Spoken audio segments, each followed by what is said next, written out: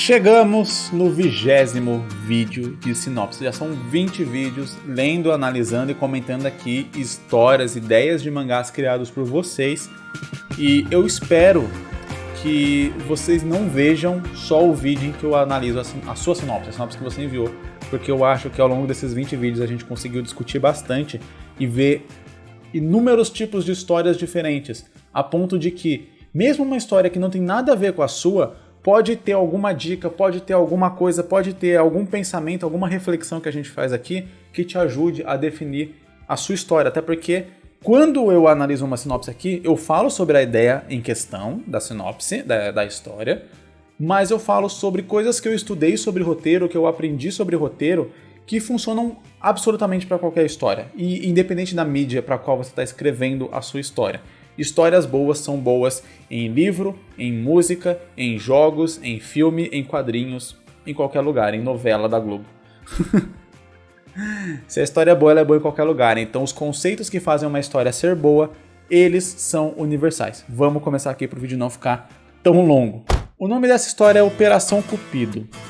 Logo de cara eu digo para tentar pensar em algum título um pouco diferente, pode ter o mesmo objetivo, mas com um pouco mais diferente, porque Operação Cupido, se eu não me engano, é o nome de um filme bem famoso dos anos 90, anos 80, 90. Então, eu sempre falo sobre títulos aqui. Quando você pensar em um título para sua história, joga ele no Google e vê o que aparece, porque se tiver alguma outra coisa muito grandiosa, muito famosa, com o mesmo título que o seu, se um dia você publicar, e a ideia de todos nós é conseguir fazer nossas histórias e publicar elas, quando alguém quiser procurar a sua história no Google, ele não vai achar a sua história porque ele vai achar outra coisa. Então, se você quer fazer uma história e vai chamar ela de Coca-Cola, bem, amigo, vai ser difícil alguém achar a sua história, né? Porque quando você pesquisar ou falar em Coca-Cola, a pessoa só vai saber do refrigerante. Todo mundo só vai pensar no refrigerante. As pesquisas no Google, os resultados vão ser só sobre o refrigerante. Ninguém nunca vai achar a sua história. Então, a dica que eu deixo aí para todo mundo sobre títulos, mas eu pretendo fazer um vídeo especificamente falando sobre títulos e sobre como fazer o logotipo da sua história. Tá anotado aí, me pediram nos comentários, eu pretendo fazer. Tudo começa com a troca de olhares entre dois jovens que se apaixonaram um pelo outro à primeira vista. Mas o problema é que eles possuem todos os clichês de mangás de comédia romântica e por causa disso, nenhum deles tem a coragem de se declarar. Gostei bastante dessa parte. Olhando aquela situação patética, seus amigos de infância juntam forças para ajudá-los a quebrar a barreira do clichê e começarem a namorar antes que acabem o ensino médio. PS.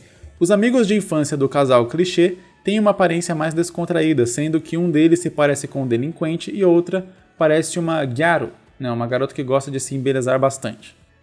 Enquanto o casalzinho tem a aparência mais clichê possível. Cara, gostei bastante da ideia. Se eu não me engano, o filme Operação Cupido são com os filhos do casal.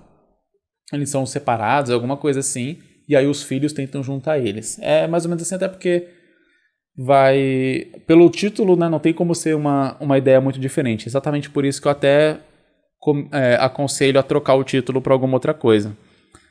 Até porque eu gostei muito da ideia de eles serem mega clichês e de você aproveitar e brincar com os clichês do mangá, clichê de anime, de romance. Nossa, porque tem muito clichê que dá muita raiva em todo mundo que assiste, mesmo quem gosta de anime e mangá de romance, tem aqueles clichêzinhos que dá muita raiva, tipo, um personagem vai se declarar pro outro, aí acontece a coisa mais idiota possível, e aí ele não se declara por conta disso. Já teve anime que eu vi, o personagem ele se declara, e aí por causa do barulho da torneira, o outro não escuta, e aí a personagem desiste de se declarar. Cara, o barulho da torneira. A torneira mais alta do universo que impediu o outro de ouvir o que o personagem estava falando. É uma coisa mais escrota que a outra que às vezes essas histórias fazem nesse clichê, nesses clichêzinhos de romance. Então usar eles e zoar eles, brincar com eles, é uma ideia sensacional. O que eu diria nessa história aqui que eu acho que, assim, quando eu vejo essa sinopse, o que eu gostaria de ler? Eu gostaria de ver esses clichês serem colocados da forma mais escancarada possível e esses clichês e isso ser visto, exatamente como você disse aqui, ser visto pelos amigos de modo que eles falam, não é possível que essa porcaria está acontecendo aqui na minha frente. E aí eles tentam juntar os dois e aí fica a questão de como eu gostaria de ver o final dessa história.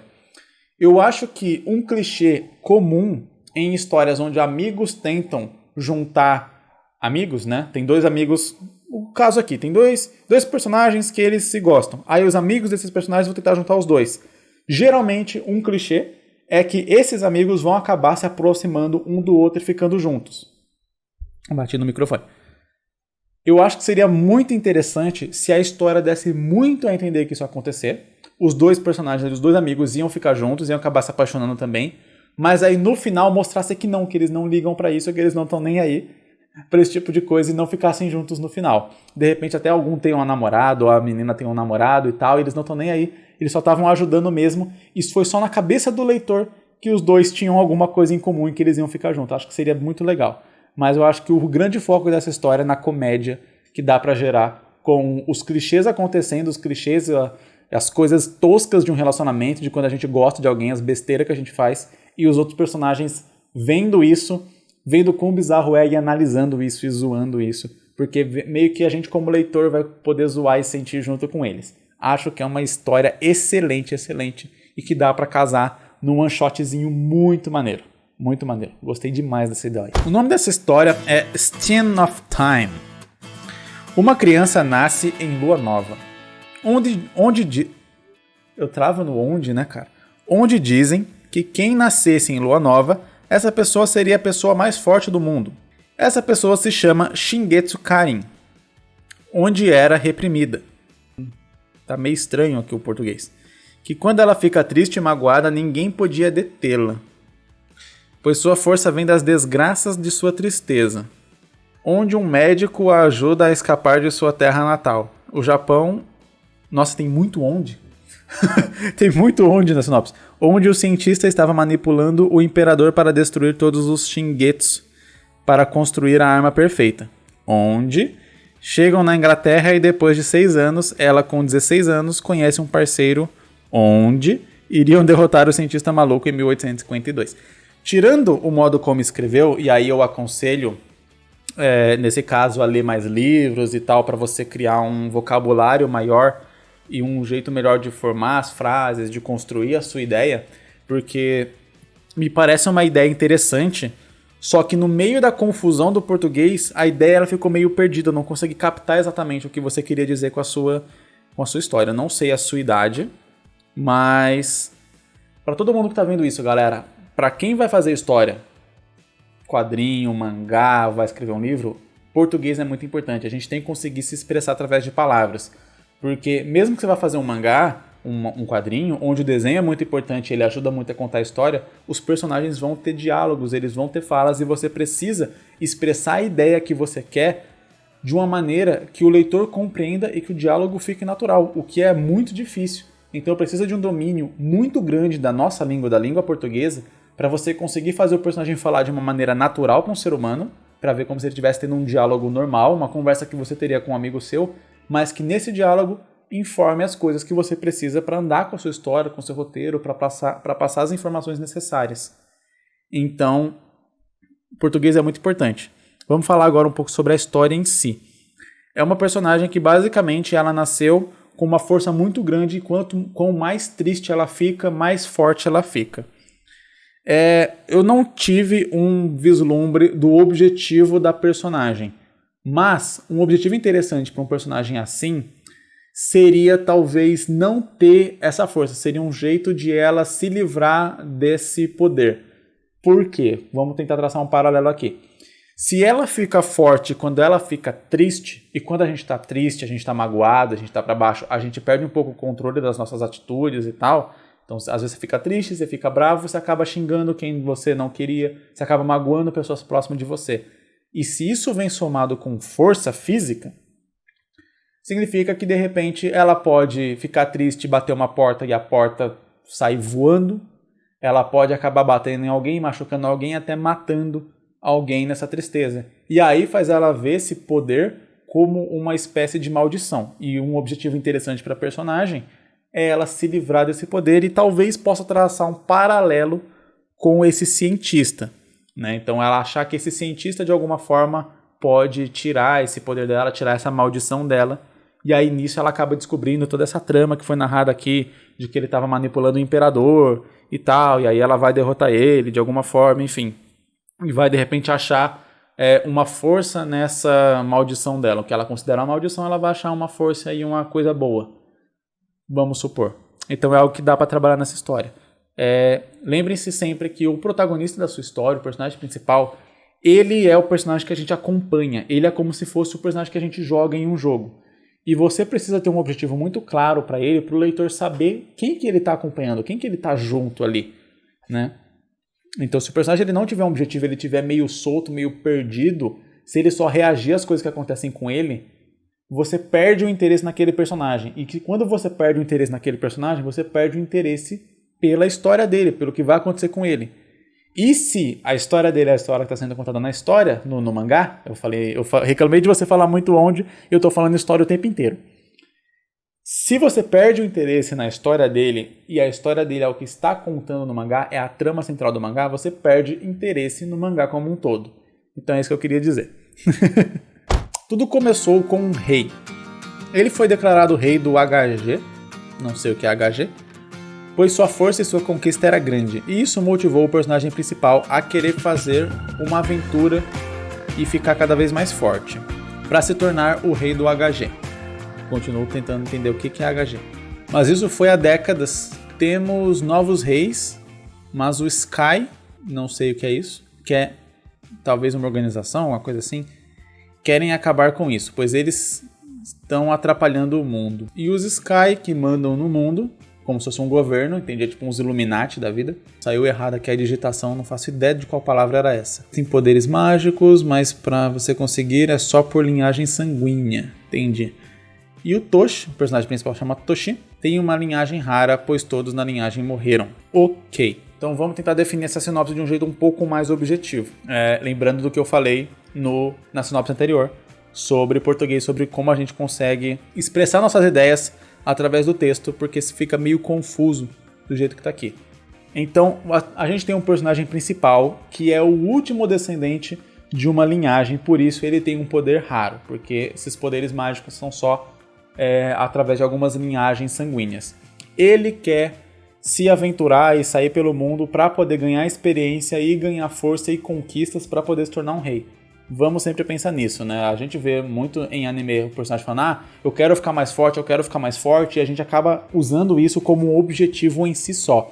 Mas todo personagem de anime quer ficar mais forte por um objetivo. Ficar forte, ele é um meio, ele não é um fim. Eu quero ficar forte para poder proteger a minha vila. Então eu quero ser Hokage para ser uma figura aclamada pela população porque eu sou excluído socialmente. Então eu quero sair da posição de excluído para a posição de aclamado. Para poder ser aclamado eu preciso virar Hokage. Para virar Hokage eu preciso ficar mais forte. Então é um caminho. Ficar mais forte é um caminho para poder se tornar o Hokage. É mais ou menos o mesmo objetivo aqui do personagem. Ele quer ficar mais forte para poder se tornar rei. Sair em uma aventura não tem uma implicação direta em ficar mais forte. Quando a gente fala de força, o que é força? Então existe muito essa questão na história. Do que é força? Para o seu personagem, o que a força representa na história. Força física? Então ele não precisaria sair numa aventura. Ele poderia simplesmente treinar com um mestre, ficar treinando ali num dojo e pronto, ficar forte o suficiente. Se ele quer sair numa aventura, a aventura ela induz a experiências novas, a ter conquistas novas, a ser reconhecido e tal. Então, eu aconselharia trocar essa imagem do personagem ou definir melhor o que é força pro personagem, dentro da história, isso dentro da história. Então ele quer criar força, a força sendo ser conquistas, experiência de mundo, de vida, para poder um dia se tornar o rei. Mas tem uma organização que comanda o mundo nas sombras, que quer impedir que nasçam novos reis, porque esses reis atrapalham eles de dominar tudo.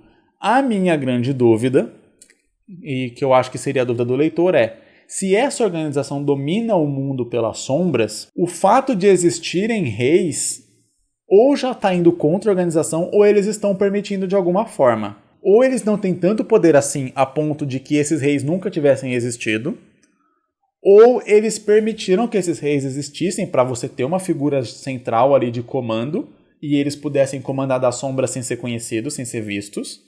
Geralmente quem comanda por trás é esse o objetivo que quer, você tem uma figura de holofote ali. Vamos pensar na nossa política brasileira, já que no último vídeo eu falei sobre política também. Você tem a figura do presidente e você tem vários ministros, você tem todo o Senado, você tem uma porrada de gente que é quem vota, é quem aceita, é quem controla ali as decisões, só que o presidente ele é a figura que se destaca. Então, nem sempre o presidente tem as decisões reais na mão, porque elas têm que ser votadas pelo Congresso e tal, etc. Mas ele é a figura que a gente vê. Tanto que quando alguém vai votar em eleições presidenciais, nas eleições em geral, é focado principalmente em presidente, em governador, em prefeito. E muito pouco se pesquisa sobre vereadores, sobre senadores, sobre deputados, etc. Então é mais ou menos esse paralelo que a gente traça aqui para a história. Você tem o rei como figura central que vai ficar ali na frente e tendo os holofotes para ele, e você tem as figuras que vão estar ali por trás, por debaixo dos panos, dominando de verdade. Aí entra a pergunta que você tem que responder na sua história. Você para você mesmo, para poder criar a história. Essas pessoas que estão ali por trás, elas não têm poder o suficiente para impedir que um rei seja erguido. Por isso que elas querem tirar isso, elas querem criar poder, capacidade suficiente para mandar no mundo a ponto de que não precisem existirem mais reis.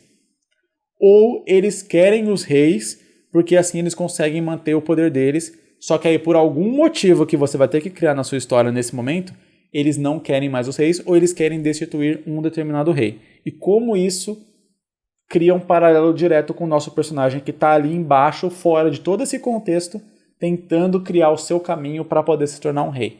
Qual que vai ser o papel dele nessa história? Fica aí a dúvida e o cuidado de que isso se torne uma história muito gigante e caia naquilo que a gente sempre fala. Histórias muito gigantes. A gente no Brasil não tem um cenário estável onde a gente pode falar que vai produzir uma história durante 15 anos seguidos.